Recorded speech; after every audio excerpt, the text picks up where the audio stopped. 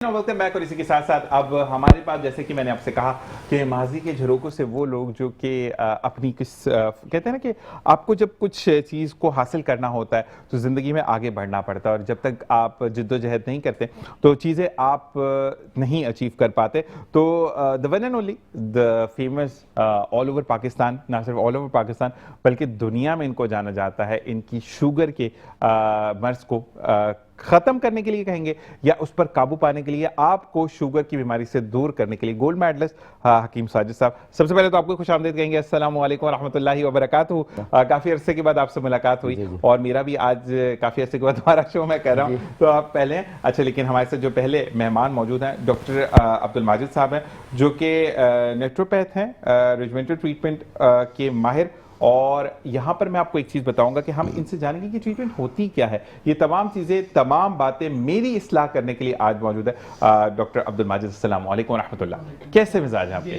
तो मैं कहा कि होनते हो गया पंजाबियां ना गल्ला। और जी इसी के साथ प्रोफेसर साहब यहाँ पर मौजूद हैं। प्रोफेसर साहब को हम इसलिए एंड में इंट्रोड्यूस करवाने कि जो कि साहिबा होता है, जो कि प्रोफेसर होता है, जो कि लीडर होता है, वो सबको अपने साए के नीचे रखता है, समेत मेरे।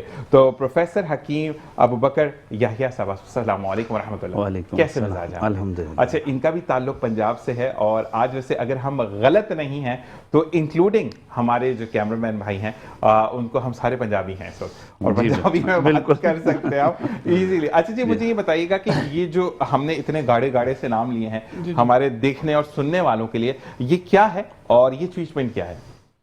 जी अस्सलाम वालेकुम रहमतुल्लाह। सबसे पहले मेट्रो और आपका शुक्रिया कि आप आए, आपने दावत दी, और साजिद भाई का शुक्रिया कि इन्होंने सारी चीज़ों को अरेंज किया और बुलाया, अल्हम्दुलिल्लाह। और इसके बाद ये है कि ये रेजिमेंटल ट्रीटमेंट एक्चुअली बहुत कदीम थ्योरियों में से एक थ्योरी है। ठीक है। ये दरअसल जब भी इंसान ने कोई भी तरक्की की तरफ जब कदम उठाए तो उसकी रिफ्लेक्शन में, उसकी रेडिएशन के अगेंस्ट उसको जब चेंजिंग आई बॉडी के अंदर, तो बहुत सारी उसकी जो हरारतें थी बॉडी की, उसकी बॉडी के अंदर जो बहुत सारे मैस्कुलर एंड पर एनर्जियां मेंटेन हो रही थी, उनकी जब सर्कल ख़राब हुई तो बॉडी के अंदर सबसे पहले जो चेंजिंग आई ना, बॉडी के अंदर जो फ्लूइड्स काम कर रहे थे, जो एनर्जियां काम कर रही थी, उन्होंने ब्रेक होना शुरू किया। जब ब्रेक होना शुरू किया तो आर्थराइटिस के जो मुख्तलिफ अब हम नाम लेते हैं, तो इस तरह के जो इश्यूज हैं ये हमें फेस करना पड़े। ये अभी हम नहीं कर रहे, ये कदीम थ्योरियों में आ रहा है कि इस तरह के इशू हुए। जब भी हमने कोई भी ऐसा जो है सफ़र इख्तियार किया इंसान ने अपनी इर्तिका में बढ़ने के लिए, तो उस वक़्त उसको ये चीज़ें फेस करनी पड़ी। तो उसको जब फेस करनी पड़ी तो उनकी एक ट्रीटमेंट के बारे में इब्ने सीना ने पूरा एक जो लाए अमल दिया है, उसको रेजिमेंटल ट्रीटमेंट के नाम से उन्होंने मुखातब किया है।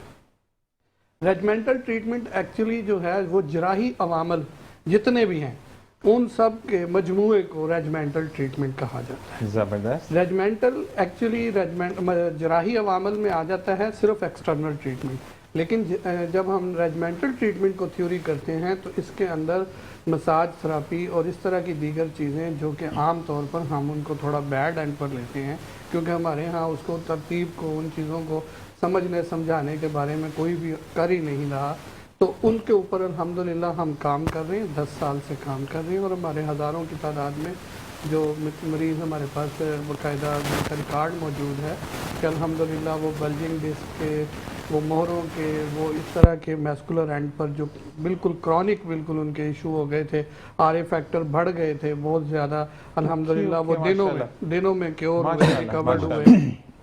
और ये ऐसे आम पेशेंट नहीं, अल्हम्दुलिल्लाह बड़े एग्जेक्टिव क्लास के लोगों की मेरे पास एक अलग से लिस्ट मौजूद है जो कि अल्हम्दुलिल्लाह बड़ा रिगार्ड करते हैं इस एंड पर। तो रेजिमेंटल ट्रीटमेंट एक्चुअली शुरू होती है परहेज़ से, फिर ग़िज़ा से, फिर उसके बाद बॉडी को अलाइन करने से, जिसके अंदर पूरे जो जितने भी कायरोप्रैक्टर है, इसके अंदर आकोपेंचर है, आकोप्रेशर है, इसके अंदर फिर मसाज थेरेपी है, हिजामा है, ये सारे पोर्शंस हैं कि हमने इन सब को अप्लाई करना है पेशेंट पर। उसके बाद फिर उसकी लाइफस्टाइल को चेंज करवा कर और उसकी तमाम तरतीब जिसकी वजह से वो ख़राब अपने लाइफ को कर रहे थे, उनको उसकी तरतीब के मुताबिक उनको सारा जो है वो गाइड करना है। ये पूरी के पूरी थ्योरी जो है ये रेजिमेंटल ट्रीटमेंट कहलाती है। अच्छा डॉक्टर साहब, आपके लिए सवाल आया है all the way from Gujranwala, और ये पूछा गया है कि डॉक्टर साहब से ये पूछकर बताएं कि उन्होंने कहा कि इसमें मसाज भी होता है। हमारे यहाँ पर उसको हम डिस्कस नहीं करेंगे, लेकिन ये कहा जाता है कि सेकंड मसाज जो है उसमें जो अगर हम हड्डी जोड़ वाले के पास जाते हो तो दबा टिका के मसाज करता है, कि दादी की भी दादी का नाम याद आता है। तो इसमें भी कुछ ऐसा है? सर एक्चुअली मसाज के हमारे यहाँ अभी अगर आप इसकी इस्तिलाह में अगर आते, नेक्स्ट मैं भी आपको वैसे ही ये जवाब देता कि मसाज के बारे में हमारा जो कॉन्सेप्ट है वो ये है रगड़ाई करना, जोर देना, हालांकि ऐसा कुछ नहीं है।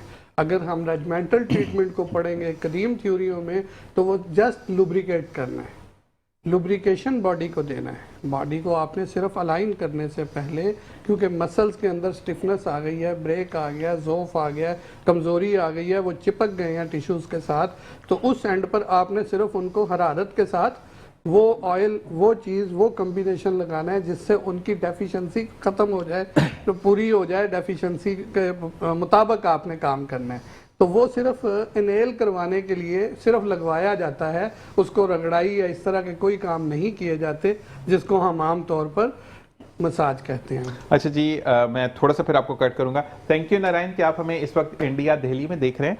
और नारायण ने मुझे पूछा, डॉक्टर साहब से पूछ के बताएं कि फ्रोजन शोल्डर के लिए भी कुछ इस जो आप बता रहे हैं रेजिमेंटल ट्रीटमेंट में कोई इसका असर है, या इसके लिए भी आप कोई मेडिसिन देते हैं? सर अल्हम्दुलिल्लाह मैंने बहुत सारे एलोपैथिक के जो ऐसे डॉक्टर्स हजरात जो बाकायदा उनके हॉस्पिटल हैं, और उनको मैंने कहा कि आपसे फीस नहीं लूँगा, आपसे आपके लेटर हेड पर लिखवाऊँगा, और उन्होंने लिख कर दिया, जो कभी आपको ऑफ एयर में दिखाऊंगा, ऑन एयर में दिखाना चाहे मुझे कोई मसला नहीं, और उनकी भी इजाज़त है कि उसमें उन्होंने लिखा कि एक चुटकी भर कोई चीज़ खाने को नहीं दी और कोई ऐसी चीज़ नहीं बेची, और 5 से 6 दिन में रिकवर्ड हो गया फ्रोजन शोल्डर।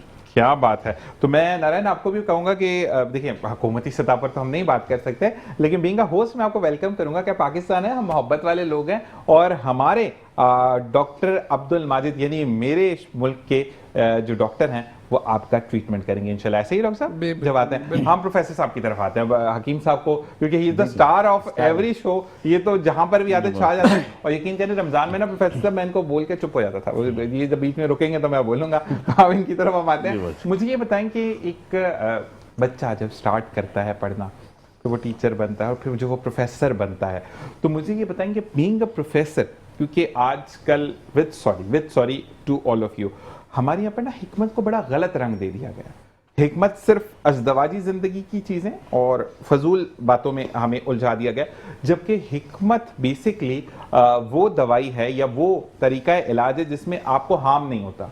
आपको अगर मुझे सर दर्द की दवाई दी गई है तो वो सर में ही दर्द करेगी, मेरे लिवर को खराब नहीं करेगी, ऐसा ही है। तो मुझे ये बताएं कि बीइंग अ प्रोफेसर कितना दुख होता है जब ये वर्ड यूज करना चाहिए या नहीं यूज करना चाहिए, विद सॉरी मेरा, जो टुच्चे लोग निकलते हैं जो चीजों को खराब करते हैं, तो उसमें प्रोफेसर साहब क्या कहते हैं उनके लिए? सबसे पहली बात है कि हिकमत जो है ये दानाई अल्लाह ताला की तरफ से अता करदा है, और उसमें अल्लाह ताला ने ऐसे ऐसे रंग, ऐसे ऐसे निशानात, ऐसी ऐसी चीज़ें ज़ाहिर कर दी कायनात के अंदर कैफियत की शक्ल में। जैसे जैसे कायनात के अंदर रंग बदलते हैं, कैफियत बदलती हैं, उसके तासरात बदलते हैं, इसी तरह जिस्मानी कैफियत के ऊपर भी उसके असरात बदलते हैं। तो खुसूसन अब जो लोग इस चीज़ को नहीं समझते, इंसानी बॉडी स्ट्रक्चर को, उसके अंदर इखलात के मामलात को, तब्दीलियों को, जिस तरह कायनात के अंदर तब्दीलियाँ आती हैं, तबरूदत, ठंडक, खुश्की वगैरह आती है, तो इसी तरह जिस्म के अंदर भी ये तब्दीलियाँ आती हैं।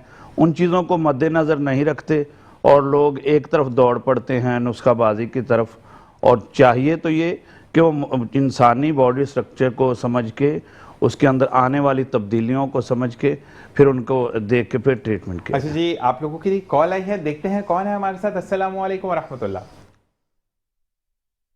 अस्सलाम वालेकुम, मेरी आवाज़ आप तक पहुंच रही है?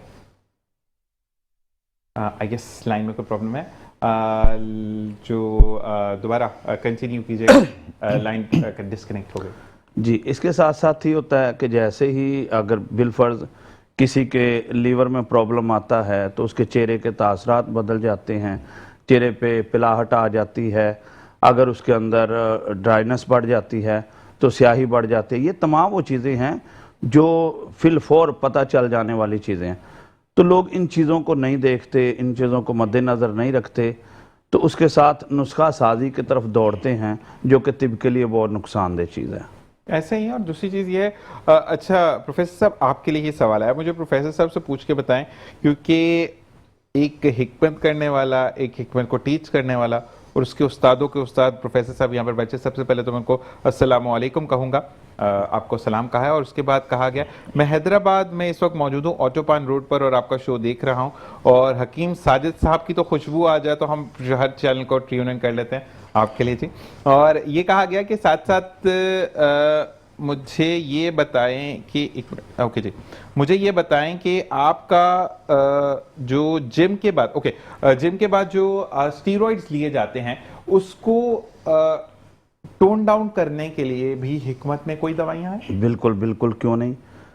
सबसे पहली बात यह है कि स्टीरॉइड्स जो हैं इनके मुतालिक बड़ी सारी गलतफहमी और बड़ा कुछ सोचा हुआ है लोगों ने।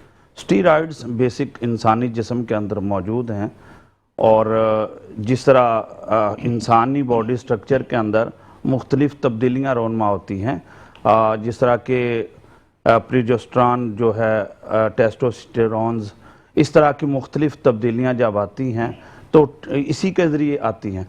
तो जो खुसूसन स्टीरॉइड्स ली जाती हैं एक्सटर्नली बॉडी को शेप देने के लिए या बॉडी को बढ़ाने के लिए, तो जब उसके अंदर कोई भी तब्दीलियाँ आती है, खुसूसन जिगर के ऊपर इफ़ेक्ट करती हैं। और इसका बेहतरीन हल जो है, तमाम वो सब्जियां और तमाम वो फल जिनके अंदर जूसेस ज़्यादा हैं वो ज़्यादा ली जाएं, तो इससे इसके तमाम बैड असरात जो हैं वो ठीक हो जाते हैं। अच्छा प्रोफेसर, एक सवाल और आपके लिए आया कि मेरा नाम अली माजिद है और मैं आपको गुलबर्ग में देख रहा हूँ, कराची में। मुझे ये बताइएगा कि मेरा टेस्टोस्टेरोन लेवल बहुत ज़्यादा डाउन आया है, मैं इतना अफोर्डेबल नहीं हूँ, तो क्या हिकमत में ऐसा इलाज है जो कि अफोर्डेबल हो?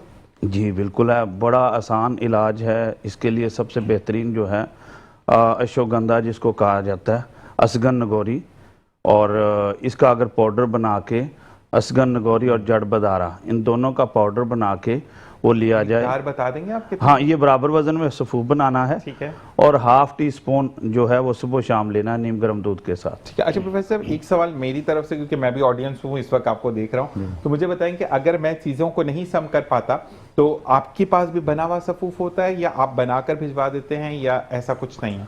जी, बना के भी जो इसके लिए असल में हमारा जो सिस्टम है, हम तो मुकम्मल तशखीस के बाद, ये जनरली जो है कुछ चीज़ें होती हैं वो जनरल बयान कर दी जाती हैं, ठीक है, और हकीकत में तो ये चीज़ ठीक नहीं है, क्योंकि ये वो चीज़ें हैं जो आम तौर पे इनके नुकसानात ना होने के बराबर हैं। ठीक है। लेकिन जब तक मुकम्मल तशखीस ना की जाए, मुकम्मल उसकी वजूहात को ना जाना जाए, तो नुस्खा साजी नहीं ठीक रहती। अच्छा प्रोफेसर साहब, यहाँ पे मैं बोलूंगा कि वाकई में प्रोफेसर होता है जी। ये इस वजह से मैं बोलूंगा।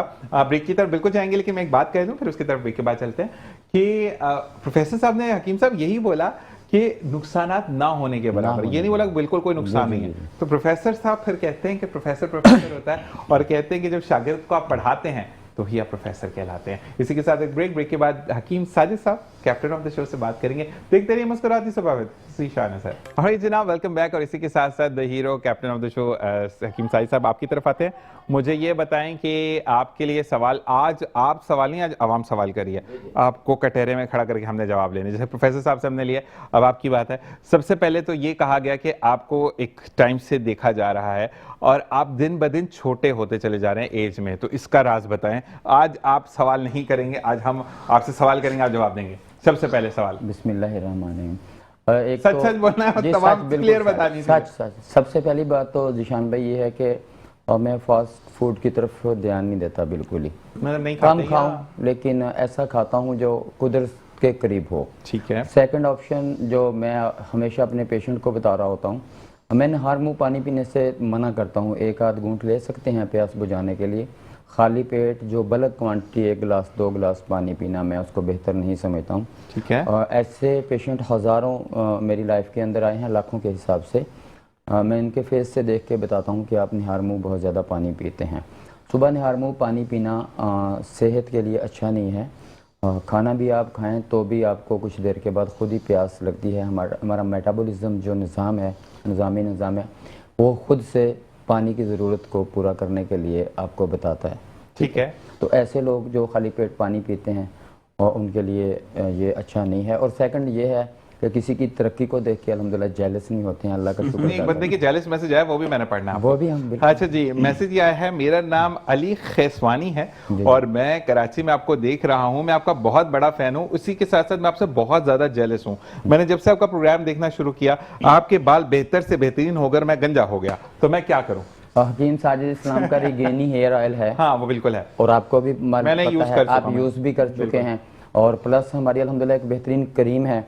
हम 5 to 10 डेज़ के अंदर बैरूनी तौर के ऊपर, जैसे डॉक्टर अब्दुल माजिद साहब ने बताया कि बैरूनी तौर पे जैसा हमारा एक जराही का सिस्टम होता है, उन्हीं पॉइंट्स को मद्देनज़र रखते हुए हमने इसके ऑर्गेनिक जो है हमने ये तैयार किया हुआ है। ऑयल ना जी, ऐसे इंग्रेडिएंट्स हैं जो रूट्स को ओपन करते हैं और रीग्रोथ करने के लिए बहुत ज़बरदस्त किस्म का हमारा ये ऑयल और क्रीम है। ठीक है, मतलब हेयर क्रीम है और हेयर ऑयल है। हेयर ऑयल ऐसे ही। अच्छा हकीम साहब, आपके लिए एक और सवाल आया है कि हकीम साहब, एक तो बहुत शुक्रिया कि आपने काफ़ी दिन के बाद जिशान भाई के शो पर चक्कर लगाया। इनको हम खींच के लाएं, आते नहीं तो बड़े अच्छे नहीं है इतने। और ये कहते हैं क्योंकि मसरूफ़ हैं और आपकी ही खिदमत के लिए मैं मजाक के अलावा बात करूं। और दूसरी चीज़ उन्होंने ये कही है कि भाई मेरे 7 जगह से रिश्ता टूटा है क्योंकि मेरा रंग निहायत ही चेहरे का काला हो चुका है, तो इसके लिए मैं क्या करूं? प्रोफेसर अबू बकर याहिया साहब बता चुके हैं कि हम जिस भी पेशेंट को देखते हैं हम उसके चेहरे से भी शिनाख्त करते हैं, ज़बान से भी करते हैं और नब्ज़ शनासी भी होती है। तो ऐसे पेशेंट जिनके अंदर सोदा जो जिसकी वजह से जो है रुतूबात बढ़ जाते कम हो जाती हैं और खुश्कियाँ बढ़ जाती हैं, वहाँ से जो है वो फासद मादे जब बॉडी में रुकना शुरू हो जाते हैं तो रंग जो है वो काला होना शुरू हो जाता है। तो हमारे पास जो ट्रीटमेंट है अल्हम्दुलिल्लाह हम उसको वाइटनिंग का नाम भी देते हैं और ऑर्गेनिक है, हर्बल के ऊपर है, नो साइड इफेक्ट ना होने के बराबर हिकमत के जो है मैं कह सकता हूँ साइड इफेक्ट जिस सर के सामने कुछ ऐसी गलतियाँ नहीं कर सकते। तो हार्मोनल इशू को हम बेहतर बनाते हैं। असल में हमारी जो ट्रीटमेंट होती है वो वाइटल ऑर्गन्स के हम आहंगी को हम बोलते हैं, दिल दिमाग जिगर, ठीक है। इनके इखलात होते हैं, सफरा है, बलगम है, सौदा है, इनको हम अलाइन करते हैं। किसी में तहरीक, किसी में तस्कीन और किसी में तहलील चली जाती है।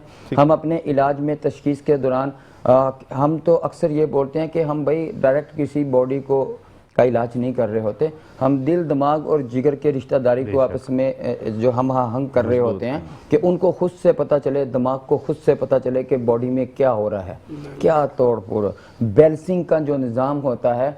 क्योंकि हम बोलते हैं कि जी हम तो आपको भूख की दवाई नहीं दे रहे, हम तो आपको किसी कैंसर की दवाई नहीं दे रहे, शुगर को ख़त्म करने की दवाई नहीं दे रहे, हम तो आपके वाइटल ऑर्गन्स को प्रॉपर कर रहे हैं कि अगर आपका लीवर जो है वो बॉयल ज़्यादा बना रहा है, सफरा ज़्यादा बना रहा है या कम बना रहा है, उसकी बिना के ऊपर आपकी बॉडी में क्या साइड इफ़ेक्ट्स आ रहे हैं। हमारी बेसिक ट्रीटमेंट दिल दिमाग जिगर वाइटल ऑर्गन्स जिन पे हमारा इत्तेफाक भी है सब हुक्मा कराम में जो हमारे नज़रिए हैं डिफरेंट किस्म के, तो हम दिल दिमाग और जिगर की हम आहंगी को बेहतर करते हैं। जैसे एक बच्चा यंग नौजवान कहते हैं जब तक उसका दिल दिमाग जिगर सही काम करता है तो मैदा अच्छा काम करता है, क्योंकि कहीं से इसको दिमाग की तरफ से पानी मिल रहा होता है, जिगर की तरफ से चिकनाइयाँ कंट्रोल हो रही होती हैं, दिल की तरफ से जो है खुश्कियों का बैलेंसिंग किया जा रहा होता है, तो मैदा बन जाता है।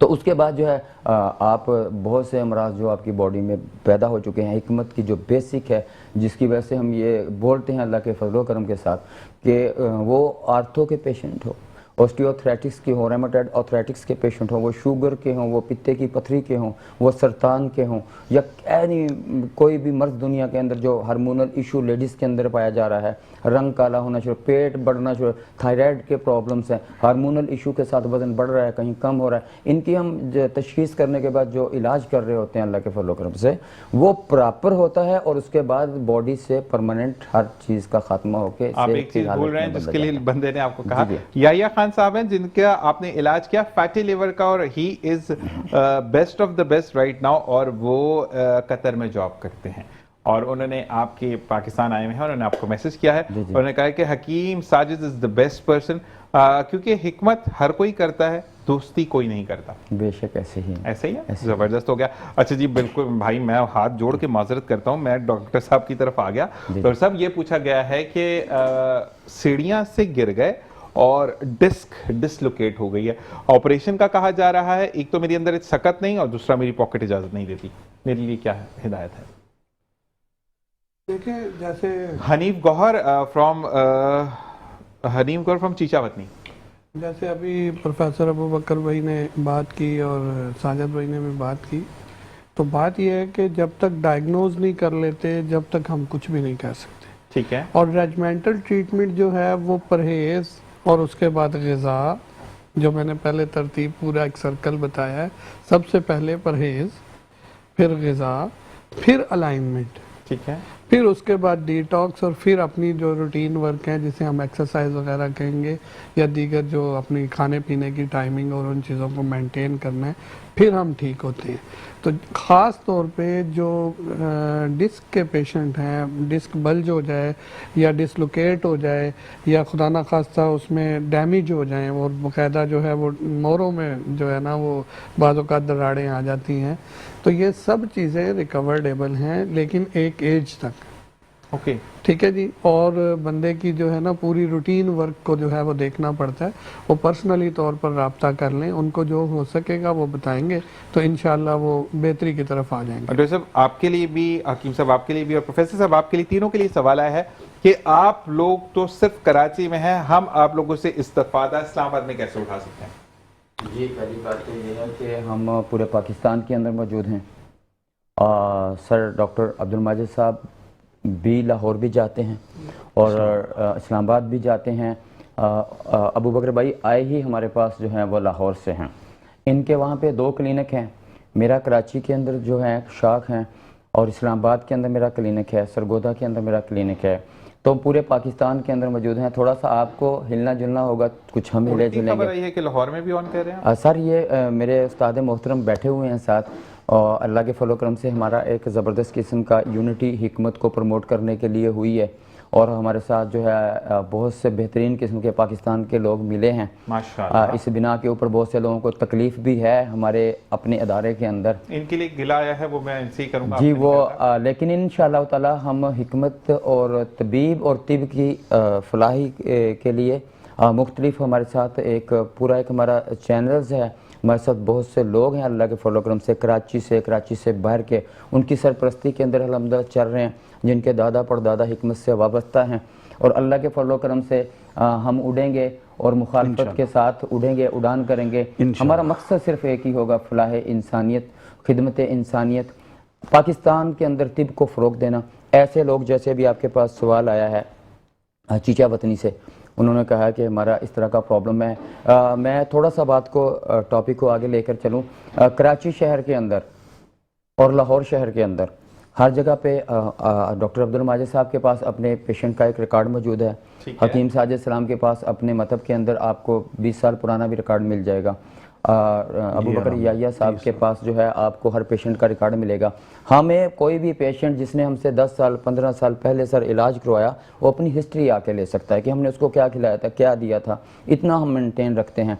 और आपके सवाल के मुताबिक इंशाल्लाह आप पर्सनल नंबर के ऊपर रब्ता करें, जिसको डॉक्टर अब्दुल माजिद साहब का नंबर चाहिए, अबू बकर याहिया साहब का चाहिए, मेरे नंबर चल रहे हैं, आप सिर्फ एक मैसेज करें, मैं इनका नंबर आपके दे दूंगा। डॉक्टर साहब आपके लिए, हकीम साहब आपके लिए एक सवाल है, लेकिन उससे पहले मैं बताते चलूं कि यू आर द वन जिसने पूरे दुनिया से हकीमों को इकट्ठा किया, पाकिस्तान से हकीम इकट्ठा होते। एक इवेंट हुआ था सर, अभी हो रहा है फरवरी में 7-8 को, मैं अगर नहीं पूछता अभी पता हुआ है ना, अभी मुझे पता चला है। आपको मैं सजा दिलवाता हूँ क्योंकि ब्रेक में जी जी। अच्छा जी, आज दूसरी साहब, प्रोफेसर साहब आपके लिए सवाल ये आया है कि आप का सबसे पहले तो हकीम साहिब साहब का भाई ने शुक्रिया अदा किया है, दानिश खान साहब है। और दूसरी बात यह, प्रोफेसर साहब से मेरा ये गिला भी है और शिकवा भी है कि माशाल्लाह आप लोगों ने जिस तरीके से बात की, दिल को छुई कि यस, हिकमत वो दवा है जिसका कोई साइड इफेक्ट नहीं है, लेकिन फिर भी इन्होंने बताया ये इनका बड़ापन है। आप लोग उन जाली हकीमों के खिलाफ क्यों बात नहीं करते या उनके खिलाफ कोई ऐसा एक्शन नहीं लेते जिससे ये चीजें शफाफ हों, क्योंकि हिकमत तो हम बचपन से देखते आ रहे हैं। जबरदस्त 68 ये years सवाल की अच्छा किया है। सबसे पहली बात है कि हर एक सिस्टम के मुताबिक कवानीन बने हैं। सज़ा देना या दिलवाना ये किसी आम फर्द की बात नहीं है, इसके लिए इदारे हैं जो पूछगिछ करते हैं। दूसरी बात यह है कि जाली हकीम जो है, जाली असली और नस्ली, असल तबीब जिस तरह के सर अब्दुल माजिद साहब ने भी कहा और मेरे प्यारे भाई ने भी बात की कि डायग्नोज तशखीस हर मर्ज़ की पहली बुनियादी चीज़ है। बहुत से लोग नुस्खा साजी की तरफ आ गए, नुस्खाबाजी की तरफ आ गए और असल बेस को छोड़ दिया गया। जो असल हकीम है, असल तबीब है, वो तब तक कोई बात नहीं करेगा जब तक उसकी मुकम्मल तय तक न। आजकल के दौर में देखा देखी सोशल मीडिया पे जो बंदा बैठता है वो समझता है कि पता नहीं मैं क्या बन गया हूँ, और वो ऐसी गलत मलत चीज़ें लोगों को पहुँचाते हैं जिसकी सिरे से कोई बेस होती ही नहीं है। ऐसा ही है। अपना नाम, अपनी शोहरत बढ़ाने के लिए वो गलत चीज़ें बताते हैं। आप यकीन जानें कि मुझे बड़ा दुख होता है, वो लोग टीवी पे बैठ के खुद सारा कुछ गलत कर रहे होते हैं, और अगर कोई सही कर रहा है तो उस रोकने के लिए हीले बहाने बनाते हैं और लोगों को अपने साथ जोड़ लेते लेकिन प्रोफेसर साहब वो फिर फेस नहीं करते हैं। हैं। जी, आप यहाँ पर हकीम साजिद साहब अगर यहाँ पर बैठ कर दावा करते हैं कि शुगर का ये मुकम्मल खात्मा करते तो फिर फेस करते हैं। जी आप अल्हम्दुलिल्लाह, बैठ कर। यही ऐसे ही ये है ना, आप लोग face अल्हम्दुलिल्लाह करते हैं। अल्हम्दुलिल्लाह हम ऑन एयर बात कर रहे हैं। मेरे बड़े मोहतरम भाई असातिज़ा बैठे हैं। अल्हम्दुलिल्लाह हम एक दूसरे को इज्जत का दर्जा दें। हमारे लिए हर तबीब काबिल इज्जत है। ऐसे ही है। जो अच्छा काम कर रहे हैं, हम तबीब की दिल से इज्जत करते हैं और तिब की खिदमत के लिए हम कोशां हैं। इसके बावजूद अगर किसी को किसी भी किस्म का प्रॉब्लम है, बजाय वो छुप के हमारे ऊपर वार करे, सामने बैठ के बात करें। अल्हम्दुलिल्लाह हम दलाइल के साथ बात करेंगे, बेस के साथ बात करेंगे, बुनियाद के साथ बात करेंगे, अल्लाह ताला के बनाए हुए कवानीन के मुताबिक बात करेंगे। बिल्कुल, मैं ये सवाल बिल्कुल इस तरीके से कर लेता हूँ। थोड़ा सा आपका जो सवाल है मेरे भाई अंजुम भाई, मैं नेशनल टेलीविजन पे ऐसी बात तो नहीं कर सकता, लेकिन मैं देखें फ़र्ज़ करें, अब मुझे इतनी दवाइयों का नहीं पता, लेकिन मैं एक नाम से बात कर रहा हूँ। फ़र्ज़ करें मुझे और हकीम साजिद साहब को खांसी है, आपने मुझे हरा कैप्सूल दिया कि जीशान तुम्हें खांसी ठीक हो जाएगी। जी जी इसके अंदर कुछ दवाइयाँ होंगी, ठीक है, हो बिल्कुल। सकता है उसमें से किसी एक दवाई से हकीम साहब को एलर्जी हो। जी ऐसे ही है ना, बिल्कुल ऐसे। मेरी वाला हरा कैप्सूल उन पर नहीं चला, हो सकता है नहीं उन पे लाल चलेगा। कैप्सूल चले या पीला कैप्सूल चले। बिल्कुल। तो आपको तशखीस आकर करवानी है, ना कि नीम हकीम खतरा बनकर आपने खुद अपनी दवाई किसी और को सेल्फ देनी है। मेडिकेशन सेल्फ मेडिकेशन नहीं करनी चाहिए। सेल्फ जी मेडिकेशन सर, नहीं कुछ कहना करनी। चाह रहे हैं? मैं इसी सब बात के ऊपर थोड़ा सा वो करूँगा कि हमारे यहाँ एक्चुअली जो हम लोग पीछे हैं वो कामा या हमारी जो फील्ड है ये आज तक अगर पीछे है तो दीगर वजूहात के साथ साथ एक सबसे बड़ी वजह यह है कि हम लोग इनफरादी तौर पर बहुत ही ना जेलसी और बेहिसी के जो है ना मारे हुए हैं। माशरती लिहाज से हमारा अपने ऊपर कंट्रोल नहीं है। ऐसे ही है। ठीक है सर, यहाँ पर एक बंदा अगर किसी भी एंड पर उसकी पेशेंट स्ट्रेंथ अच्छी हो जाती है या उसकी कोई कम्बिनेशन अपने दौर के मुताबिक अच्छा हो जाता है या उसके पास कोई भी ऐसी चीज़ की रिकवरी अच्छी हो जाती, कोई भी उसकी रिस्पेक्ट अच्छी होने लगती है, तो उसके कपड़े खींचने के लिए, उसके बैरियर बनाने के लिए, उसके दुश्मनों के लिए बाहर से कोई भी नहीं होगा। ये गलाजत हम ही लोग कर रहे होते हैं। हमारे अंदर आपस की जो बातें हैं ना वो ऐसी हैं जो कि दीगर पैथियों में नहीं हैं। हमें चाहिए कि हम थोड़ा सा इस एंड पर जो कि हम दूसरों को शर्म, हया और इस तरह के जुमले कसते हैं, तो ये हमारे अंदर खुद होनी चाहिए भरपूर तरीके से। तो फिर क्या होगा, फिर इस फील्ड की तरक्की और इसकी इर्तका और इसकी बका पे काम होगा। तो सर हमारे जितने भी इसी फील्ड के इसी नाम से खाने वाले लोग जो हैं, रिस्पेक्ट पाने वाले जो लोग हैं, वही हमारे जो है ना कपड़ों को नोच रहे होते हैं, खींच रहे होते हैं, हमारी रिस्पेक्ट को ख़राब कर रहे होते हैं। तो ये बुनियाद हमने रखी है इंशाल्लाह कि हम आपस में जो है हम मांगी और उसके लिए यूनिटी हमारी अल्हम्दुलिल्लाह। बहुत सारे काबिल मुआलिजीन काबिलियत के लिए, दूसरा इसका पहलू ये है कि काबिलियत के लिए PhD होना, काबिलियत के लिए मैट्रिक पास होना या काबिलियत के लिए अनपढ़ होना, ये कोई स्टैंडर्ड नहीं है। काबिलियत एक अलग चीज़ है, ठीक है जी। और डिग्री एक अलग चीज़ है। ठीक है जी, डिग्रियां हासिल करना, ये सब चीज़ें हासिल करना लाजम मलजूम है, लेकिन अगर सपोज उसके साथ कोई बंदा किसी चीज़ में काबिल है किसी भी वजह से कि उसको उसका जेनेटिकल वो उसमें है, या उसके पेरेंट्स ने उसको दुआ कर दी, या दीगर लोगों से उसको जो है वो फैज़ हासिल हो गया, तो वो अगर सपोज कोई काम कर रहा है तो हम लोग उसको जो है ना एक पंच लगाकर वो डिक्लेयर कर देते हैं कि ये तो अनपढ़ है, ये तो फलाना है, ये तो मैट्रिक पास है। हम पीएचडी हैं, हम भले जो है हमारे अमल जो है वो उस तरह के नहीं हैं, लेकिन हम उसको छाप लगाकर पूरे उसको खींचने की, बैरियर लगाने की और उसको गिराने की भरपूर कोशिश में लगे रहते हैं, जिसकी वजह से फिर बहुत सारे जो है ना मुख्तलिफ किस्म के जो होछे किस्म के लोग हैं वो आगे आ जाते हैं, और जो काबिल लोग हैं उनको हम पीछे कर देते हैं। डॉक्टर साहब, इसका मैं ये आंसर देना चाहूँगा, फिर ब्रेक पे जाएंगे, हकीम साजिद साहब से बात करेंगे, जिसके लिए एक बात मैसेज पे आई है, वो भी हकीम साहब है, उनका नाम भी हकीम साजिद है और वो नौशहरों से, उन्होंने जो बात की है इसका सम ये है कि तालीम याफ्ता होना बड़ी बात नहीं, तहजीब याफ्ता होना बहुत बड़ी बात है, एक बात। और दूसरी बात उन्होंने ये कहा कि मैं डॉक्टर साहब की बात से बिल्कुल इत्तेफाक करता हूँ, मेरा नाम हकीम साजिद है, मैं नौशहरा में प्रैक्टिस करता हूँ। जब प्रैक्टिस शुरू की तो लोग आते नहीं थे और लोग कहते थे इसके पास कौन जाएगा, और जब अल्हम्दुलिल्लाह मेरी स्ट्रेंथ बढ़ी तो लोगों ने दो बातें की, या तो ये स्टीरॉइड देता है या इसने कहीं से काला जाता अवीज करवाया हुआ है, तो ये चीजें बड़ी आम हो जाती है। ब्रेक के बाद इसका जवाब देते हैं। बिल्कुल, देखते रहिए मुस्कुराती सुबह विद ज़ीशान नज़र।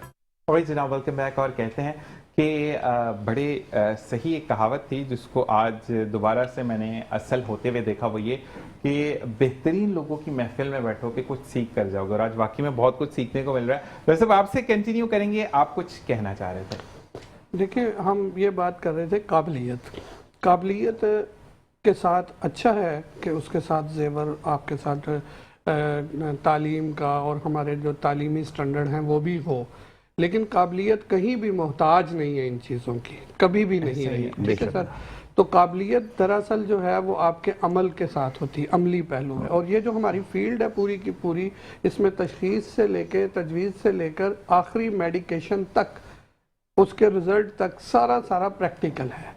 ये ऐसा नहीं है कि आपने प्रिस्क्राइब कर दिया और आप छूट गए, नेवर। आपने देखें, अब एक बंदे को, जैसे अभी आपने स्टीरॉइड की बात की, स्टीरॉइड बहुत सारे, जैसे कि मिसाल के तौर पर सफ़ेद ज़ीरे में मौजूद है, ठीक है जी, फिर आपकी अजवाइन में मौजूद है, फिर इस तरह बहुत सी चीज़ों में मौजूद है। ठीक है सर, हम उसके किसी भी कम्बिनेशन को उठाकर आपको दे देते हैं जिसकी कि आपको इंतहाई ज़रूरत है, बॉडी को, आपको डेफिशिएंसी है, आप फ़ौरन ठीक हो गए। लेकिन मैंने आपको लाल कैप्सूल में भर के दिया, दूसरे बंदे को पीले में भर के दिया, तीसरे बंदे को वही मैंने जो है वो दूसरे रंग में भर दिया। किसी भी XYZ मैंने उसके कम्बिनेशन सबको दे दिए, लेकिन चीज़ मैंने भले एक ही थी। जिस तरह के हमारे उसातिज़ा में कदीम उन्होंने लिखा कि मैंने इतनी तशखीस की, इतनी दवाइयाँ लिखी, इतने कम्बिनेशन लिखे कि फिर एक टाइम पर सौंफ, सफ़ेद ज़ीरा और इससे जो है ना 2-4 चीज़ों के अलावा मेरे पास और कोई चीज़ रगड़ाई पिसाई करने का टाइम ही नहीं रहा, और मैंने इसी से, अल्लाह ताला ने मेरी इज़्ज़त रखी, सब लोगों को शिफा दिया और इसी से इलाज मुआलजा किया। तो सर सिंपल ये है कि काबिलियत जो है ना, उससे जो जेलस लोग हैं ना, बेसिकली वो अजीब किस्म के हमारे मुआशरे में, हमारी फील्ड में लोग हैं जो हमारे ही लिए बैरियर्स बनाते हैं। तो उनसे इल्तमास है कि थोड़ा सा वो अपनी चीज़ों को, अपने वर्डिंग को अपने साथ रिपीट करेंगे तो अच्छा रहेगा। एक चीज़ आपसे कहूँगा जो कि उस्तादज़ा में बैठकर मैंने भी सीखी, कि हसद उसके अंदर होता है जो रब से दूर होता है, जो रब के करीब होगा उसमें हसद नहीं होगा। अच्छा जी, हकीम साजिद साहब, भाई विद सॉरी 8-10 लोग जो है, आप हकीम साहब के नंबर पे मैसेज कीजिएगा, आपके नंबर्स डिस्प्लेड हैं। ये कुछ पोशीदा अमराज हैं जो कि नेशनल टेलीविजन पर मैं बात नहीं कर सकता, लेकिन एक लड़के का मैसेज आया है, विद सॉरी सबसे हाथ जोड़कर मैं माफ़ी चाहूँगा, लेकिन ये कुछ ऐसे इश्यूज हैं जिस पर बात करना बहुत ज़रूरी है।